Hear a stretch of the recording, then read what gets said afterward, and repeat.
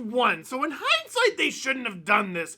But for me, I really wish that they would have challenged every Devils goal. It would have been so good and worth it. I doubt that very much, but they should have done it anyway. Let's go! Give me what I want! Kick down the door! Drew, you are not doing this! Not nice! There's a giant head! You hear yourself? I made like 2,000 of these. I'd like to have fun. With you wherever you are, welcome to LFR. Victory, puppies, Iggy! None of those goals got called back! What's your excuse this time? Ah! Leafs win! 4-3 over the New Jersey Devils. What is it? What is it? Oh, what happened? No challenges, no knocking the net off. I thought the league was rigged, but the Leafs still won. Oh, they must have got better at rigging it. Got a little bit sneakier there. I'd offer you a tissue, but first, think you know which way it's gonna go? Head on over to Sports Interaction. When the puck drops, Sports Interaction has you covered pre-game live betting on all major sports, including baseball and prop bets. Want to bet? Head over to sportsinteraction.com/SDPN and download the Sports Interaction app, but only if you're 19 plus. Please play responsibly. You know what? I gotta tell you, I gotta say, thank you. New Jersey Devils and Devils fans, thank you so much. Oh, nothing could have fired me up like that. Because listen, anxiety in Leafs Nation right now, right up here. Because what do we have in our life? We have LFR videos, we have podcasts, we have some other podcasts, we have music, we have TV shows, we have The Last of Us. That's not a TV show. That's something even deeper for your psyche. We have talking to people, we have going out and getting coffee, and all of those things feel like they're just stacked one on top of the other to protect ourselves from moments alone with ourselves and our own thoughts. And what have we been doing? What have we been doing for the last month? I bet the Leafs are going to go out and make a trade, and it's going to be great, and I bet it makes the team even better, and maybe they'll even win the cup. And it's been easier to dream those silly dreams ever since they went out and got Ryan O'Reilly. Like, that's a dream maker trade. And then another day we woke up and, oh, look, they made another multiplayer trade, and it was the one that we thought they were going to make before the O'Reilly one. How did they pull that off? We're going to ignore that they traded 2 players because they got Luke Shin back. What a nostalgia pop! Apparently Kyle likes wrestling. But then something happened. The trade deadline passed, and the Leafs lost a game. And they had a couple days off since they lost that game. And I mean, it's okay that they lost that game. Teams lose games all the time. Even the best teams in the league are probably going to lose like 30 games unless you're on a historic run and you're in the Leafs division. But then all of a sudden, those peaceful sleeps are interrupted by Ryan O'Reilly's going to be out 4 weeks. And you shake that off and you're like, no, it's okay. Justin Hull's still in the lineup. What? No, it's fine. He can do some things. And Alexander Kerfoot is on the top line. And all of a sudden it's like this entire fan base hasn't gotten a deep, peaceful sleep in about a week. I spent the entire game talking about lineup decisions that were made heading into this game with Tavares out, with O'Reilly out. And the Leafs won the game. They did. They won it. It's in the title. But I asked for questions from the fan base, and the majority of the questions are about those lineup decisions to a lineup that ended up winning this game. So Devils fans and the Devils, that win and the way it happened, oh, chicken soup. Chicken soup for the Leaf fan soul. Oh, and we get to ride it. We get to ride that thing Wednesday. Wednesday's going to be a good day because we wake up and they won yesterday. Thursday, they still haven't lost. Friday, and then Saturday comes, and you know what? Every hockey night's a good night. Heck, I even get to stream a Leafs game this time. Dude, that thing was fast and furious. So the game starts, Kerfoot's on the top line, Sam Lafferty is centering the second line, one of those things you can help, the other you can't. But another concern coming out of the trade deadline and kind of constantly with this fan base on account of we've become accustomed to having a really good goalie. The goalies. Ilya Samsonov, does he or doesn't he have it? Apparently something happened in warm-up that wasn't very nice, and he might not even be playing in this game, and then he's playing in this game. Followed by the Devils shelling the Leafs, shelling them in the first period. It is nothing short of a miracle, an actual have-some-smile miracle, that the Leafs escaped the first period with a tied 0-0 game. The shots were 15-5 it says. There's no way. There's simply no way. It was way worse than that. But there was a sequence in about the first 5 minutes where Samsonov made a Leafs Save of the Year candidate followed by another one less than 5 seconds later. That ridiculous sequence where his groin did things where if I had attempted it, it would just sound like snapping a package of spaghetti in half.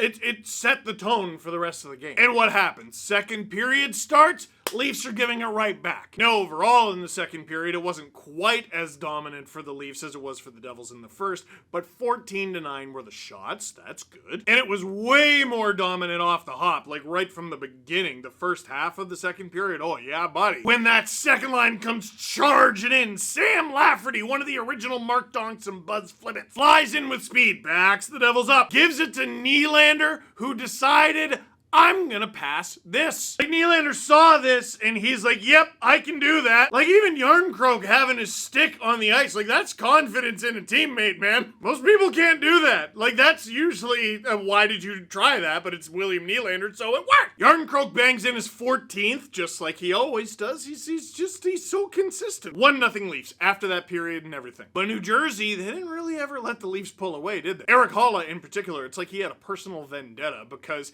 he was the guy who had the third disallowed goal by kicking it, and he did kick it. And now we play a game called Justin Holl was in the photo, was it his fault? Mark Giordano has a man, that man shoots it. There's a rebound. Holl tries to clear that rebound. He's not able to because another attacker is able to prevent the clearing attempt. Then there's Marner, and he's just kind of stiff standing there. Haula comes in, he's able to crack it in, and it's 1-1. Is that Holl's fault? I mean, he's kind of soft there. He owns some of it. And at the end of the day, his pairing was on the ice for 3 goals against. But that's a combination of a bouncing puck and a team just not really chasing it at all. So we head into second intermission with a 1-1 game. Surely this 1-1 game will end with a 2-1 result. A very calm 2-1 result. Within the first 5 minutes of the third period, the Leafs take a penalty. That's bad. Mitch Marner pokes a puck at the point and he gets himself a breakaway. That's good. In on Vanacek, forehand, backhand, forehand. Yuck, Mitch! Marner, where is he?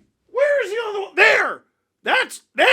That's him! That's me with him! He's taller. He's a little taller. People are always like, he's not 6 feet tall. Yes, he is! That was a nasty move from Mitch Marner. I think that's a hat pick. Is producer Nick watching? Can we see him on this? You know what? Shorthanded goals are all right. They're great when you're the one doing them. At least with the 2-1 lead, I wouldn't mind if that was the eventual game winner. Turns out it would not be that. I don't know if it's because the team was tired after killing just a really rough double minor from Pontus Holmberg, carving Andre Palat like a jack-o'-lantern. Immediately coming out of that, having William Nylander take a slash for a shorthanded goal. And then guess who? Andre Palat on the second attempt scores the goal with his jack-o'-lantern face. Dude looks like a clicker. Like, what did you do, Pontus? Now, Justin Holl was on the ice for this goal. Was it his fault? I don't think we should hammer Justin Holl in that regard because, listen, there are a lot of people who, in the same breath, would say he's not a great defenseman, but also the Leafs penalty kill is very good. They rarely allow power play goals. That's true, especially lately. He's a part of that. Like a significant part of that. And don't worry, I'm not scolding you. I'm talking to me as much as I am talking to you. But alas, we have a tie game again. Until Erik Haula decides to show back up again. On this one, Justin Holl is on the ice once again. Is it his fault? He lays a hit after chasing the puck, just like he probably should have been in that situation, but he doesn't get to it on time, and the Devils fire it on net. Fire a harmless shot on net. This should be absolutely harmless. Pontus Holmberg is doing a bit of a flyby. He might have taken Samsonov's eyes away, but Mark Giordano in front has got to be, like say hello to Erik Haula at least. Haula is able to get one stick and a deflection on the puck. Samsonov should probably have that, but it does change direction, but he should probably have the post sealed. Yes, Justin Holl was on the ice. Yes, I can't help but notice the themes of bad things happening while he's on the ice, but I don't know how much fault he has for any of the 3 goals that we mentioned, which is hilarious given the discourse around the fan base and coming out of my mouth on a consistent basis. Let's be honest, I'll call myself out. And hilarious because of the game-tying goal. Justin Holl with an absolute dart up the middle to David Kampf. And we've been talking about an accusing defenseman of bad defense. You want to see some bad defense? Guys! That's David Kampf! I love the guy. Heck, I hope he resigns here, but even if he got the breakaway, that ain't going in. He passes it through 1, 2, 3 Devils. Hughes has to know Bunting's there. They are two members of the weird number club. 86 and 58 are weird and upsetting. Let's all just say it. But Michael Bunting taps it in! And look at the face. Look at the face! Look at that! Yeah! Drew, please put that in the thumbnail somehow. Thank you. I gotta tell you, I've been giving Sheldon Keefe some grief for Keefe. Kerfoot on the first line. Don't like that. Justin Hall playing over Liljegren. Liljegren being a healthy scratch more than it having anything to do with Justin Hall made me really upset, but he was in the lineup, so we're gonna kick that can down the road.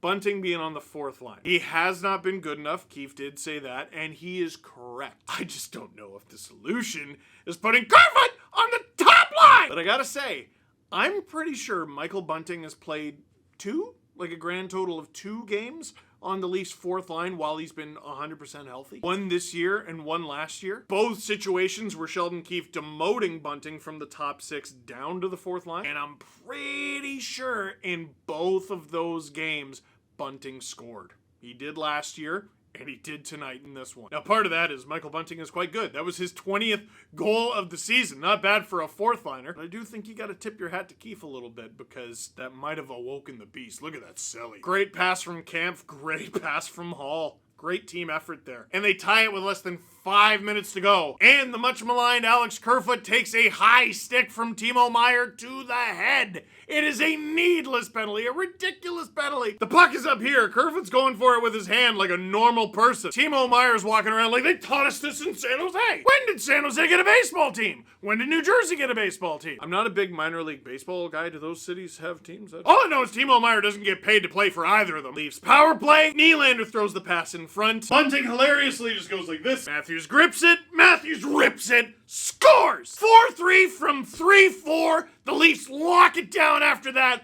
Big 2 points. No 3 goals called back. No whining. No nothing. No Tavares in the lineup. No O'Reilly in the lineup. You got your big deadline acquisition. The Leafs had Sam Lafferty, who I suppose is their big deadline acquisition, as their second line center.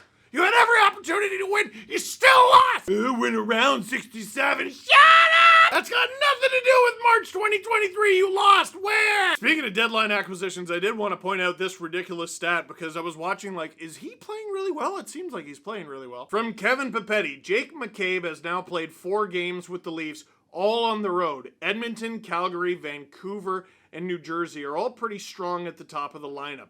He hasn't been on for a goal against.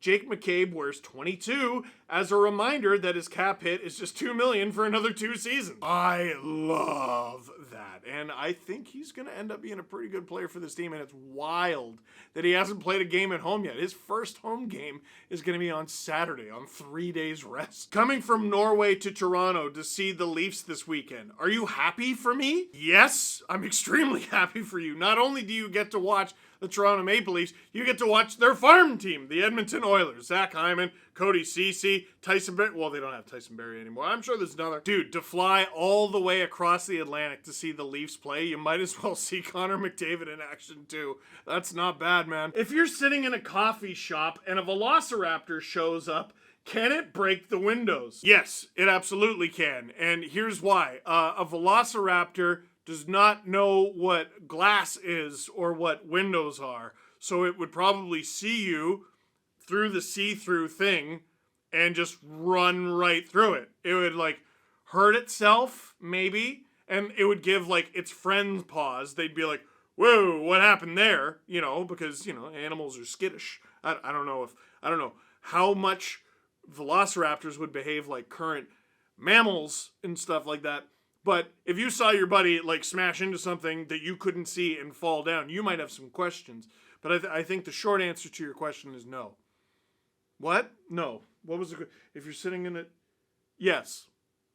That's the answer. Now, the last thing, because everyone asked about it, Hall, Liljegren, all that. Liljegren played with Morgan Rielly tonight. Rielly is listed on the third pair. I'm not convinced. I'm also not convinced he's 100% healthy. The Leafs might as well rest him a little bit. They're going to have a few days off. Luke Schenn, by the way, is, I believe, away from the team for the imminent birth of his child. That's a very exciting thing. Very happy for him. Here's what I would say. This is all going to play out over the next little while. This is not going to be something that is solved immediately, and you are not going to have a lineup that you love every single night. You're not. I think the good news is there are no bad players in that group of 7, we'll call it. 7. There are ways of deploying it that are far more optimal. Justin Holl's not a bad player. He's not my favorite. I don't think he'd be in my top 6. But to have him there as an option, and I said this heading into the trade deadline, if you don't get great value for him, there's no point. Just keep him. Playing him while Timothy Liljegren is a healthy scratch is where I draw the line. As long as you're not doing that, I'm cool. So that is it for this one. Thank you very much for watching. Click like if you like this video. Click subscribe if you really liked it. Tell all your friends. A personal thank you from me. I don't think I've said it on this channel yet. 200,000 subscribers. Thank you very much. If you watch and you're not one of them, please consider being one. You're lovely.